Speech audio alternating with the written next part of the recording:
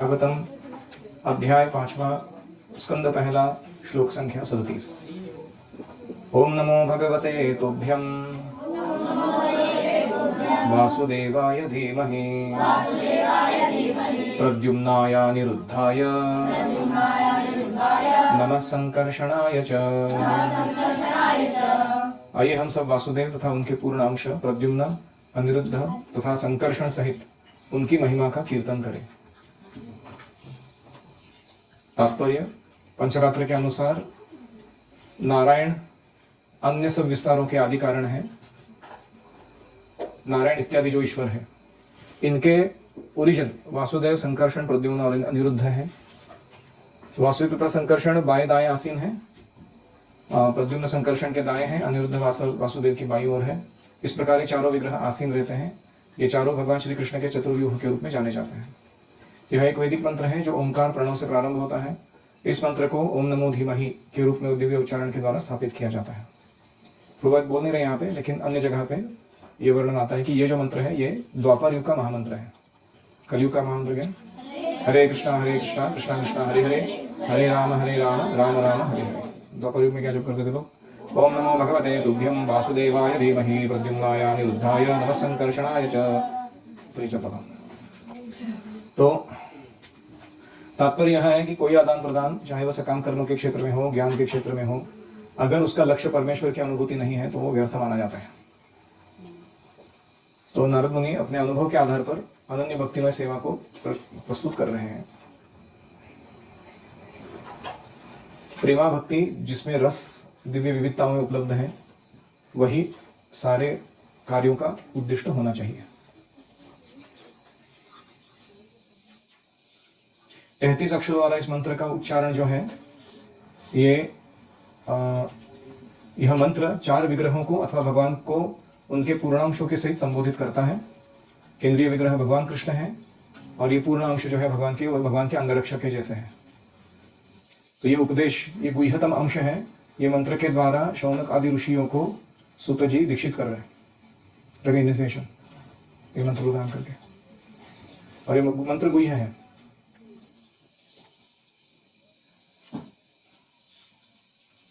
तो ऐसे ही त्रेता युग का अपना महामंत्र था, सत्ययुग का भी अपना महामंत्र था। और उन समय ऐसा नहीं कि नाम संकीर्तन की विधि नहीं थी। हालांकि अन्य जैसे ध्यान योग का या यज्ञ करने का या अर्चना करने का वर्णन था वेदों के द्वारा, उसको प्रोमिनेंटली करते थे लोग। लेकिन उसको हमेशा किसके साथ जोड़ देते थे? संकीर्तन के साथ। और वो संकीर्तन करने के लिए स्पेसिफिक मंत्र भी रहते थे। ऐसा नहीं कि केवल कलयुग के लिए हरिनाम हरिनाम ऐसे बोल रहे हैं, संकीर्तन बोल रहे हैं। संकीर्तन की जोड़ पिछले सारे युगों में उनके युग प्रक्रिया के लिए भी थी। इति मूर्त्यभिधानेन मंत्रमूर्तिम् अमूर्तिकं यजते यज्ञ पुरुषं स सम्यक् दर्शनः पुमान्। इस प्रकार वास्तविक दृष्टा वही है जो दिव्य मंत्र मूर्ति श्री भगवान विष्णु की पूजा करता है, जिनका कोई भौतिक रूप नहीं होता। तो इस प्रकार मूर्ति अभिधानेन, अभिधान का अर्थ होता है कि शब्द या ध्वनि में देख पाना,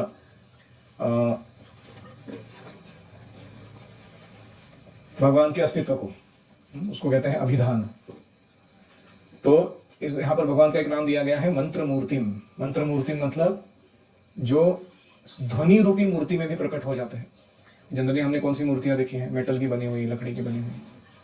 लेकिन भगवान ध्वनि रूपी मूर्ति में भी उपस्थित हो जाते हैं, इसलिए उनका नाम क्या है? मंत्र मूर्ति। और इसलिए हरे कृष्ण महामंत्र कैसा है? मंत्र मूर्ति। भगवान स्वयं है वो, लेकिन आध्यात्मिक ध्वनि के रूप में है। तो हालांकि अमूर्तिकम यानी भगवान का कोई भौतिक रूप नहीं है, फिर भी वो मंत्र मूर्ति है, साउंड फॉर्म में हमारे बीच में उपस्थित है।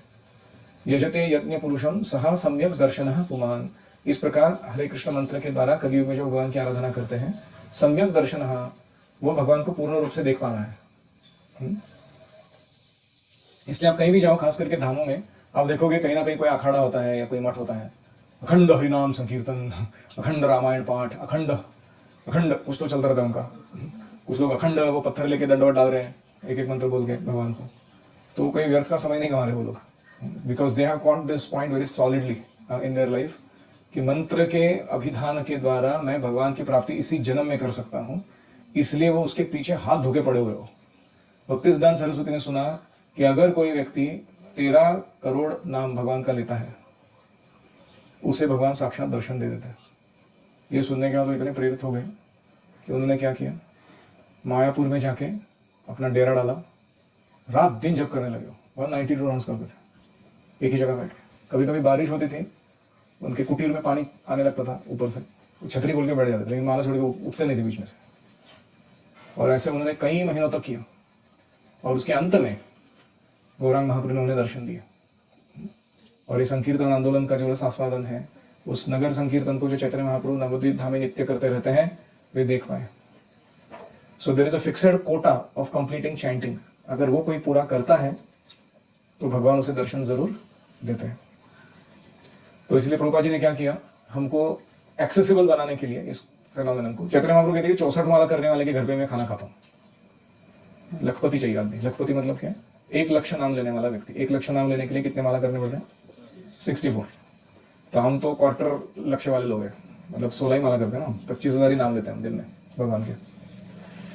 तो इस हिसाब से देखा जाए तो अगर कोई 1 लक्ष रोज ले रहा है तो उसको 13 करोड़ पूरा करने के लिए कितना लगेगा, उतने दिन चाहिए जब करने के लिए। अगर वो नहीं कर रहे हैं, 16 ही माला कर रहे हैं, तो फिर और कितने दिन लगेंगे, गणित निकालिए थोड़ा। तो हमें ये प्रण लेना चाहिए कि इस जन्म के अंत तक तो क्यों ना हो, वो कोटा मेरे को पूरा करना है। We have to complete that quota. तो उनकी माता बता रही थी मुझे कि हमारे एक प्रभु जी हैं, आनंद नाम प्रभु, उनका एक पूरा टीम है। वो लोग ऐसा जुड़ के एकदम जब करते हैं, प्रण पूर्वक एकदम।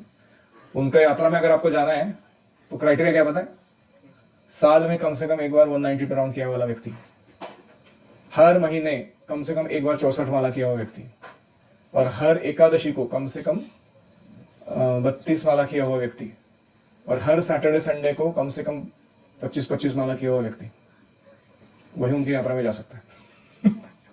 ऐसा उनका यात्रा एंट्री का क्राइटेरिया है।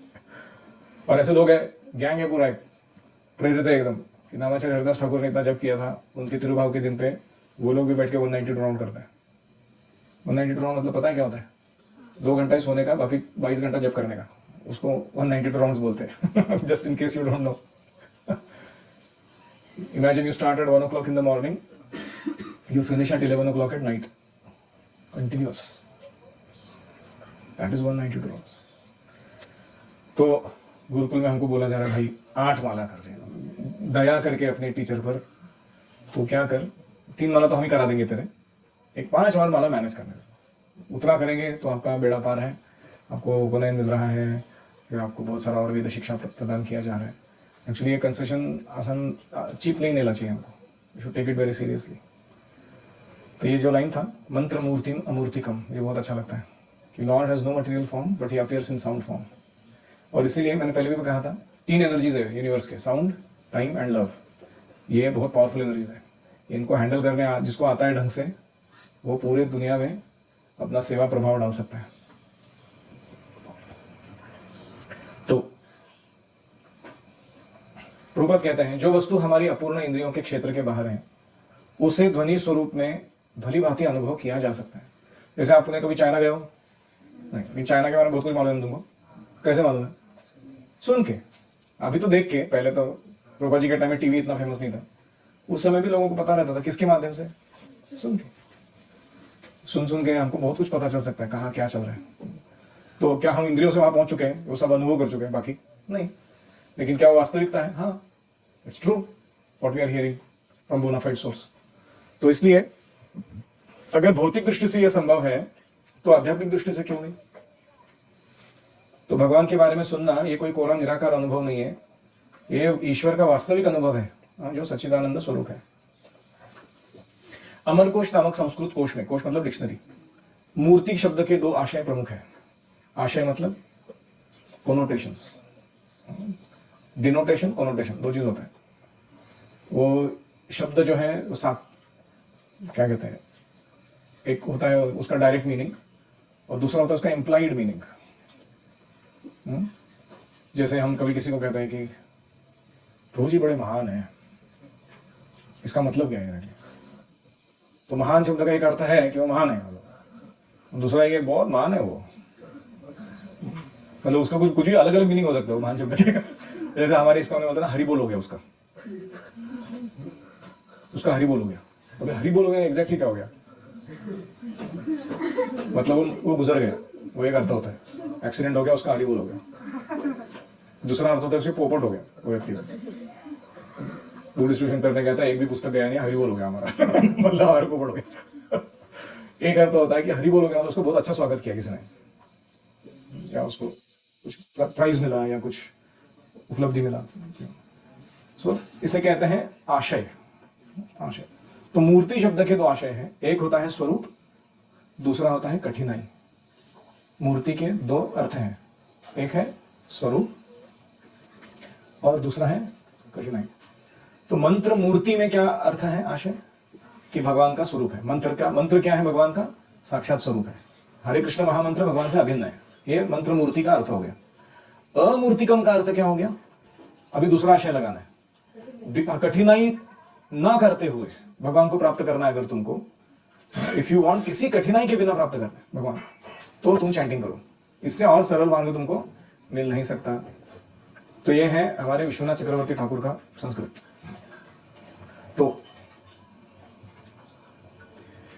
तो आध्यात्मिक ध्वनि से चेतना का जागरण करना, ये प्रोसेस है हमारा। और वो आध्यात्मिक ध्वनि हम कहाँ से प्राप्त करते हैं? परंपरा में आया हुआ गुरु से प्राप्त करते हैं। तो वो मंत्र में पोटेंसी रहती है। परंपरा व्हाट इज इट? संप्रदाय विहीनाय मंत्रास्ते निष्फला मता। जो संप्रदाय में नहीं आया हुआ है और ऐसे मंत्र ग्रहण कर लिया किधर तो उसने, निष्फल होता है वो जब। जैसे कभी कभी इस्कॉन में आने से पहले हमने कोई सोम्या गोम्या गुरु किए थे, है कि नहीं?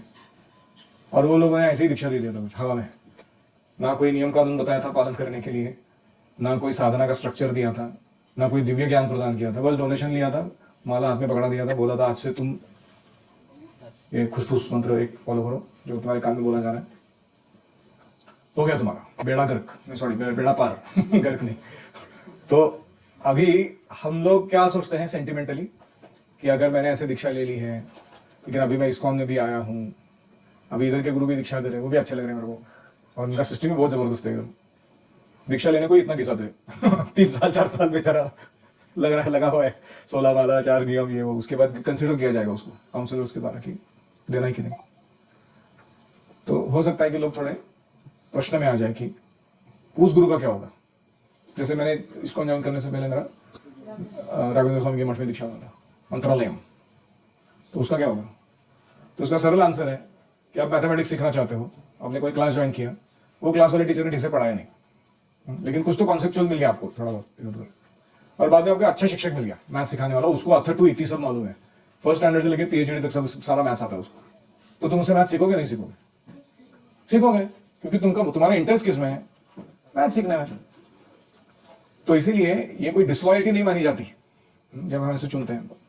लेकिन एक बार संप्रदाय के द्वारा प्राप्त प्रदत्त गुरु को हमने स्वीकार किया, उनसे मंत्र ग्रहण किया, दीक्षा ग्रहण की, फिर उसको आप बदल नहीं सकते। आप ये नहीं कह सकते कि अभी मेरे को और एक दूसरा अच्छा लगे कोई।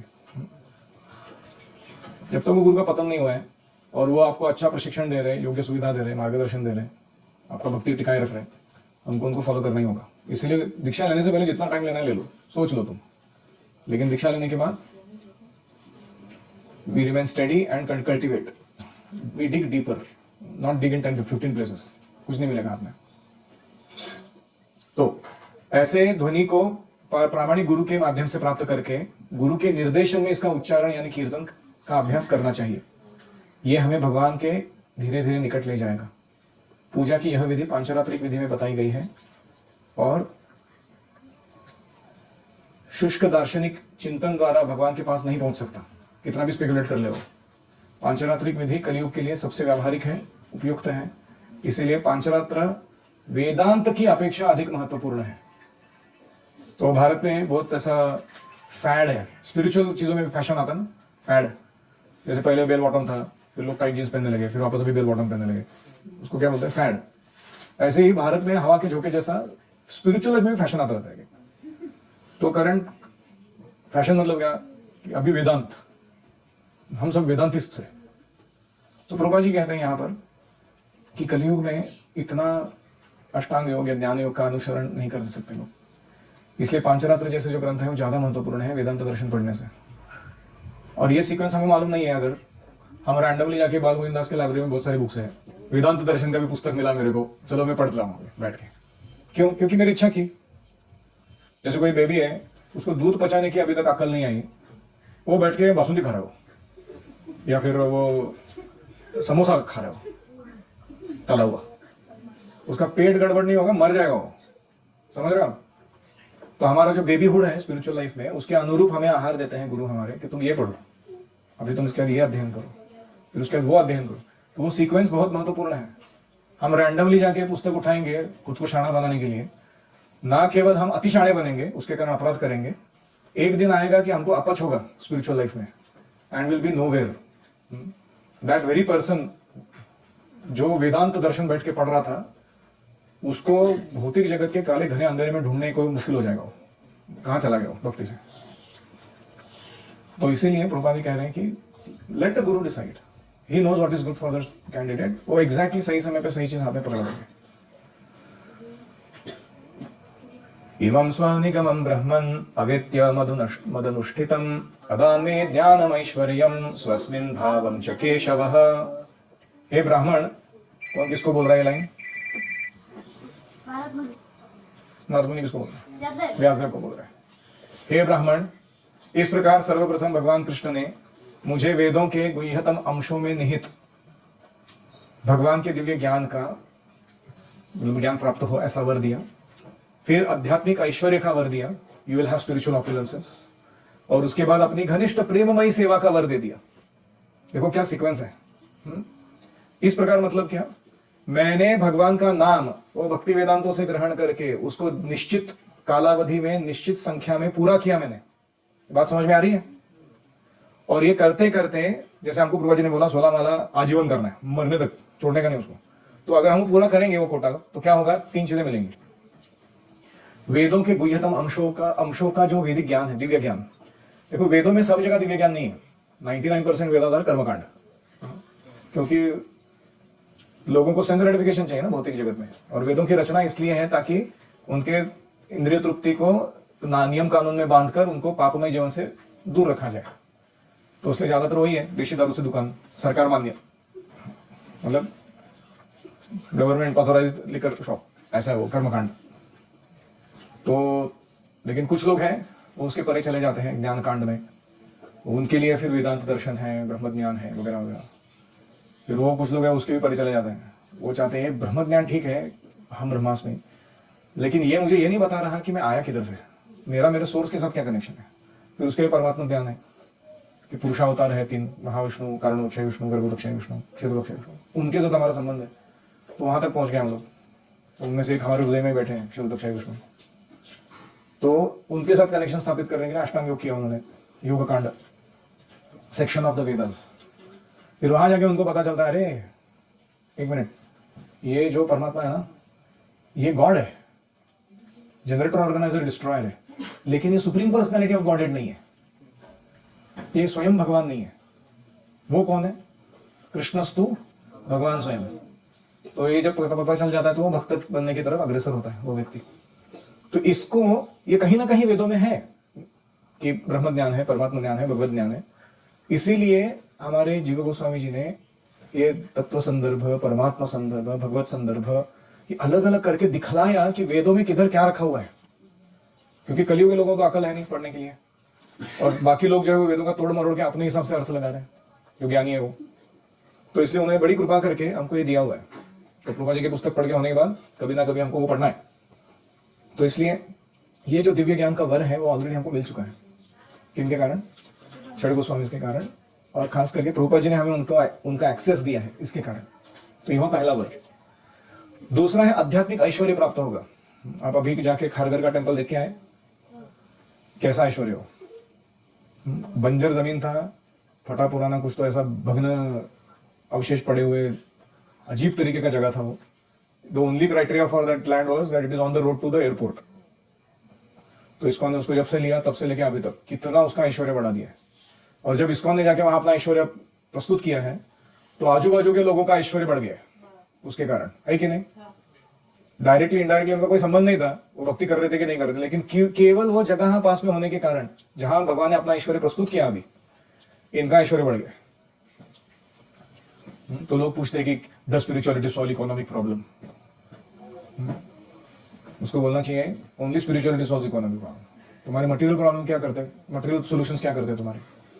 तो इसलिए आध्यात्मिक ऐश्वर्य अपने आप बढ़ता है भक्त का जब वो हरिनाम लेता है तो।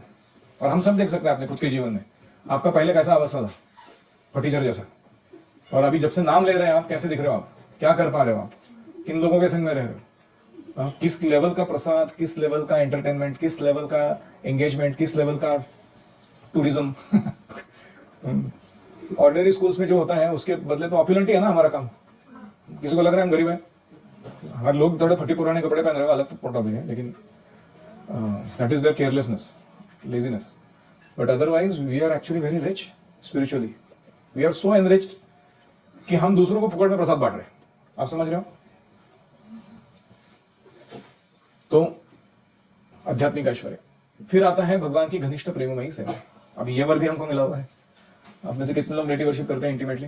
हाथ खड़ा करो। तो इनको वर मिला है ऑलरेडी। तो कहां से आया वो वर? हरि नाम, क्योंकि आपने कंसिस्टेंटली नाम जब जारी रखा, मंत्र मूर्तिम अमूर्तिकम, Krishna is easily obtained by that method, तो इसलिए ये हमें प्राप्त हुआ है। तो आपको तीनों वर समझ में आ रहे हैं? नारद मुनि कह रहे हैं व्यासदेव को कि ये तीनों वर मुझे प्राप्त हुए, ये भक्ति वेदांतों की सेवा करते करते।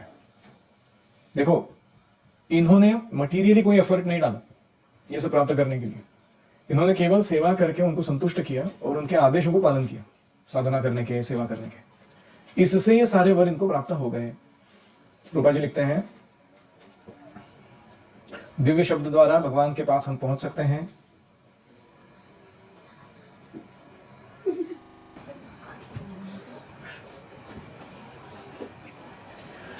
तो रूपा जी लिखते हैं कुछ पॉइंट्स यहां पर।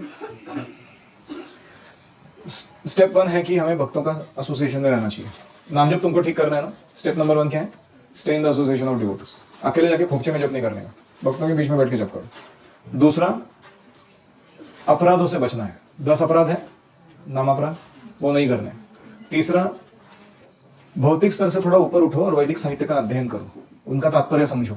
हमारे लिए बेस्ट है कि भागवतम और भगवगीता पढ़े हम लोग। ये करने से इस संसार में और दिव्य संसार में, मतलब स्पिरिचुअल वर्ल्ड में, भगवान का अस्तित्व कैसा है वो हमें समझ में आएगा, ये ग्रंथों का अध्ययन करने से। फिर अपने गुरु में अनन्य श्रद्धा रखो, उन्हें भगवान के समान आदर दो, तो क्रमशः भगवान अपने स्वरूप का साक्षात्कार आपको करा देंगे। फिर इसमें 2-4 ऑब्स्टेकल्स हैं।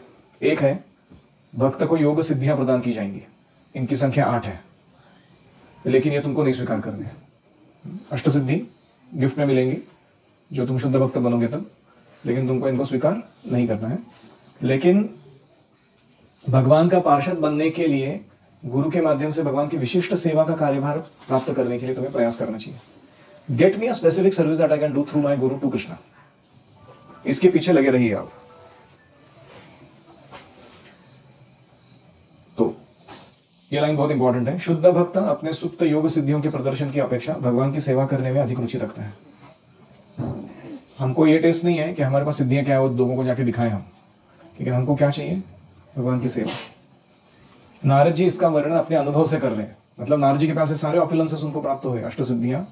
हम अभी कहा था अष्ट सिद्धि 9 निधि के दाता, हाँ, हनुमान जी के बारे में, उनके पास भी है, लेकिन उसका उपयोग किस लिए करते हो? सेवा के लिए, लोगों को जाके इंप्रेशन मारने के लिए नहीं। तो ये सारी सुविधाएं प्राप्त हो सकती हैं जो नारद जी को भगवान के शब्द प्रतिरूप के उच्चारण से प्राप्त हुई। मंत्र मूर्ति, हरे कृष्ण मंत्र, इस दिव्य ध्वनि के उच्चारण पर कोई प्रतिबंध नहीं है, बस इसे एक अच्छे प्रतिनिधि से प्राप्त किया करो और उसे निरंतर करते रहो।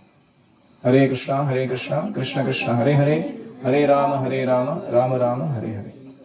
एक ही श्लोक बचा है लेकिन कर लेता हूं, किसी का कोई प्रश्न है? श्रीमद् भागवतम की जय। ओम हरे कृष्णा कृष्णा कृष्णा हरे हरे, हरे राम राम राम हरे हरे, हरि ओम तत्सत्।